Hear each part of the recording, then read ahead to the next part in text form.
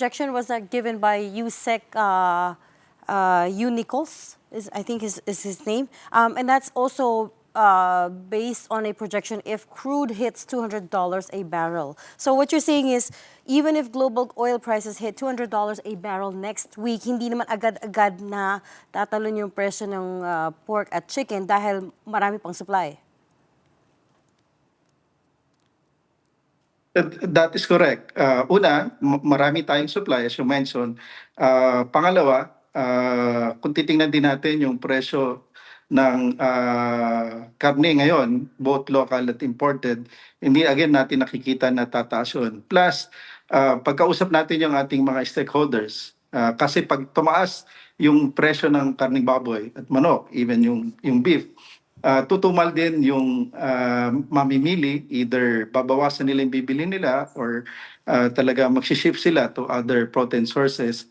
Kaya aware dito yung mga stakeholders, kaya ayaw rin nila magtataas ng presyo kung hindi talaga maapektuhan din yung kanilang volume sales at definitely yung kita nila at maapektuhan din yung ating mga kababayan. But again, given the circumstances ngayon, yung mga facts na marami tayong supply, inventaryo ng mga karne, hindi aabot sa ganun. Again, those projections were made during the time na worst case scenario, again, pure local cost computation lang yun, walang kasamang import at walang interventions na gagawin yung ating pamahalaan, especially yung Department of Agriculture. Well, if I may go to rice, ASEC, just today, President Bongbong Marcos already announced the approval of the 50 peso per kilo rice cap on imported rice. How will this be implemented on the ground, ASEC, And is there a way to ensure that there will be no supply manipulation or hoarding on the part of retailers? Nagpapasalamat tayo sa Pangulo at nakonsidera yung ating proposal at na-endorso rin ng National Price Coordinating Council doon sa 50 peso price cap para ito ay para lamang sa premium imported rice kasi itong mga bigas na nandito sa ngayon nabili nung dumating kasama na yung cost of freight, yung peso dollar exchange rate saka yung halaga nung in-import ito. Nakita natin na yung 50 pesos would be enough to cover yung price nito up to the retail.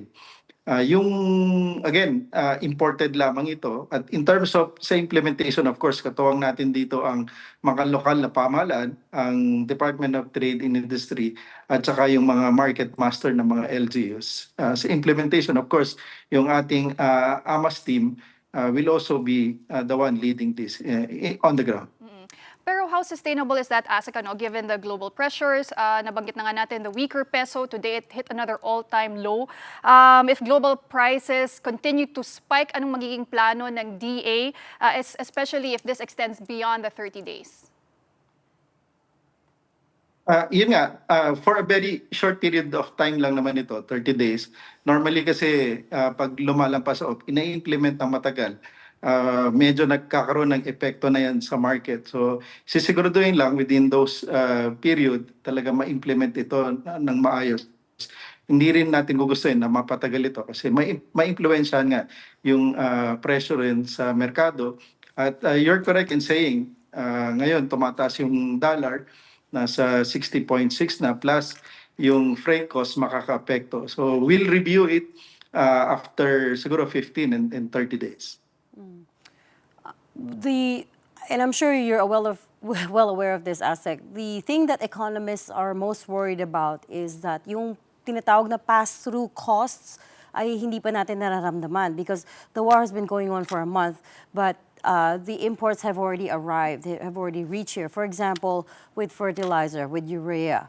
Right? So most of the economists that I've spoken to say the full brunt, the full effects of this war in Iran and Middle East, we'll probably only feel sometime around May or June. And especially as well because peak harvest season ngayon, right?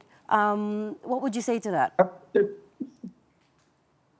That's correct. Actually ngayon, peak harvest season ng palay na mais. So wala tayong problema pagdating sa palay and bigas.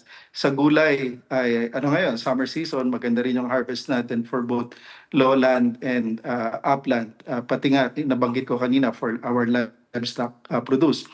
Uh, Merong ano, kung titingnan natin yung projections natin for yung susunod na wet cropping season, yung next cropping calendar natin na maapektuhan. Kasi ngayon wala pa tayong issue sa fertilizer, but pagdating ng sunod na anihan, makakaapekto yung presyo ng fertilizer kasi it's either yung ating mga magsasaka magbawas ng kanilang gagamitin dahil mahal ang cost ng fertilizer, or kung i-maintain nila yung level ng usage nila, tataas naman yung kanilang gastusin.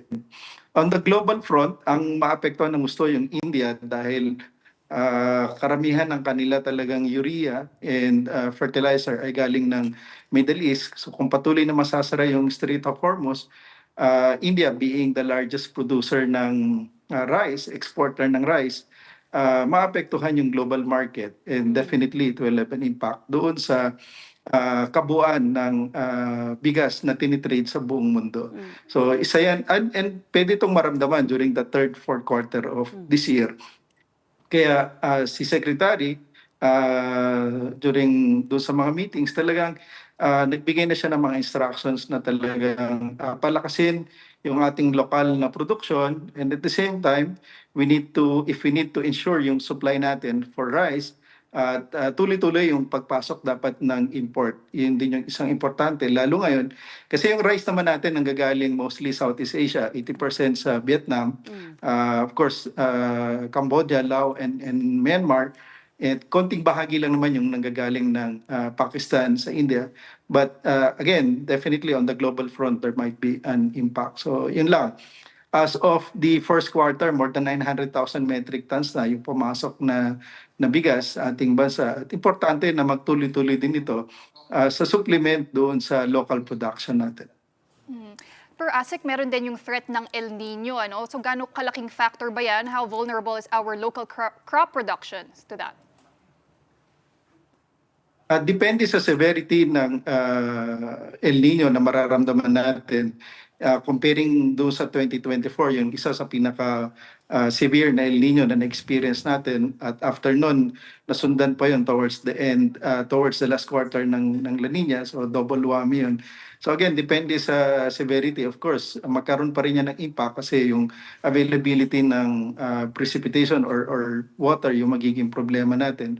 At kung sasabayan yon ng either ng mahal na fertilizer o kulang na fertilizer, magkakaroon ng epekto sa overall productivity ng ating mga major crops. At yun nga, so dapat ma-ensure natin na itong mga interventions ngayon, again, as per Executive Order 110, very, kumbaga, na-spell out doon ng ating Pangulo yung kautusan, mandato sa kagawaran na talagang maganap na ng mga fertilizer para sa ganitong nakikita na problema. Isa yun sa mga naging utos ng ating Pangulo sa DA.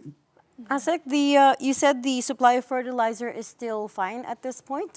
Some of the economists we've spoken to have said parang may mga shortages na sa, for example, sa Mindanao, sa may mga areas sa Mindanao.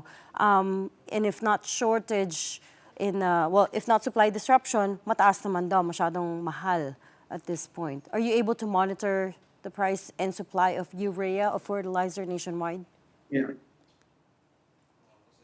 Similar sa fuel kasi ito ay fuel-based, ammonia-based itong fertilizer. Pag tumaas yung presyo ng fuel, nakakaroon ng immediate impact sa presyo ng fertilizer. At nakikita actually natin na nagtataas na yung presyo ng fertilizers for urea, for complete, Amosol, MOP. Lahat ito nakikita na natin na magtataas. At kaya yung talagang ating hakbangin ngayon sa DA ay magkaroon ng karapatang supply. Una yun, maghanap ng supply.